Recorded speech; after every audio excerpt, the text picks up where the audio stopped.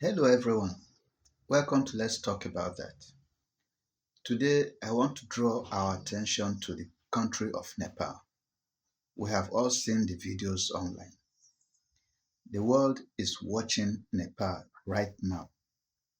There are viral videos flooding social media showing angry Gen Z youths pouring into the streets, burning tires. They even burnt the National Assembly and other places.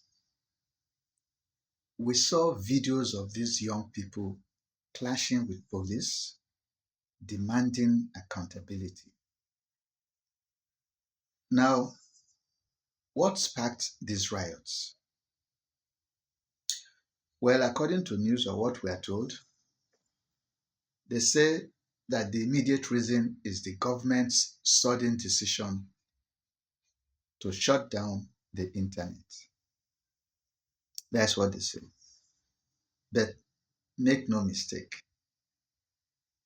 the demonstrations were not just about connectivity. The truth is that it is actually the eruption of years of bottled up frustration with corruption, frustration with mismanagement, and disregard for the people. Now, here lies the lesson. What we are witnessing in Nepal today is a stark reminder that people who have been silent for years under oppressive governments can rise. They can rise suddenly. They can rise forcefully. And most importantly, they can rise as one. Not even religion or tribe can separate oppressed people. Remember, suffering does not recognize tribe or religion. You see, governments often mistake silence for consent. They assume that because the people tolerate hardship, corruption, and abuse, that they will tolerate it forever. But that's not true. History and what we are seeing in Nepal today proves that claim to be wrong. The question is, why do people who have always remained silent suddenly rise up? Because they've been quiet. What made them to rise up? Now, let me give you a few reasons why people can rise up. One reason is what I call the trigger event.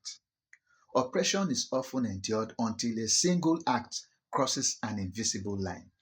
In Nepal, the internet shutdown was what triggered the riots.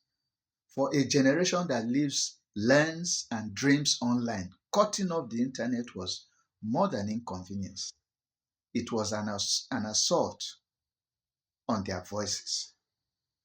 It was an assault on their identity and their future. And that's why they rose. Now, the second reason is accumulated frustration. Leaders don't realize that corruption doesn't spark revolts overnight. No, anger grows gradually. It festers. It's like an injury, it grows.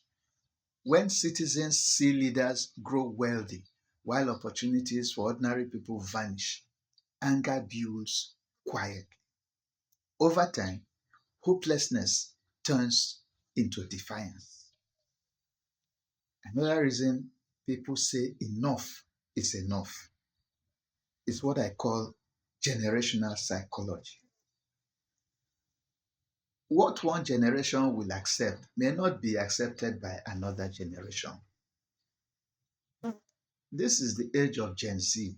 This is a generation that is more informed, more connected, and less willing to bow before outdated authoritarian laws or tactics. The youths of Nepal have seen global protests and they know that collective action is possible. Then we have what I call collective courage. Fear can keep individuals silent. We know that. But when one protest sparks another and then another, suddenly people will begin to see that they are not alone. A crowd becomes a movement, and a movement can become a formidable force. Finally, there's the collapse of legitimacy. Not all governments are legitimate. Governments rule not only with power, but with legitimacy. If you are not a legitimate leader, the people can withdraw that legitimacy you claim. Once they decide that their leaders are no longer moral authorities, then of course the state will begin to crumble from within. And when that moment arrives, let me tell you, tribal differences, cultural divides, and religious barriers just dissolve. Injustice unites people in ways nothing else can. That is why in Nepal today, young men and women from different backgrounds march side by side against the same enemy, which is the government. What is happening in Nepal should serve as a warning to authoritarian leaders everywhere. Insensitive leaders everywhere should pay attention. Nepal is not isolated. It is part of a pattern that has repeated across history. We hear that riots are coming up in some other countries. I heard about France, I don't know. In 1986, Ferdinand Marcos of the Philippines had to flee to Hawaii after his people embarked on mass non-violent protests. He died later in 1989 in Hawaii. That same year, in Romania, that's in 1989, workers and citizens revolted against the repressive communist government of Nicolae Ceausescu. They captured him with his wife, hastily tried him and the wife, and executed them by firing squad.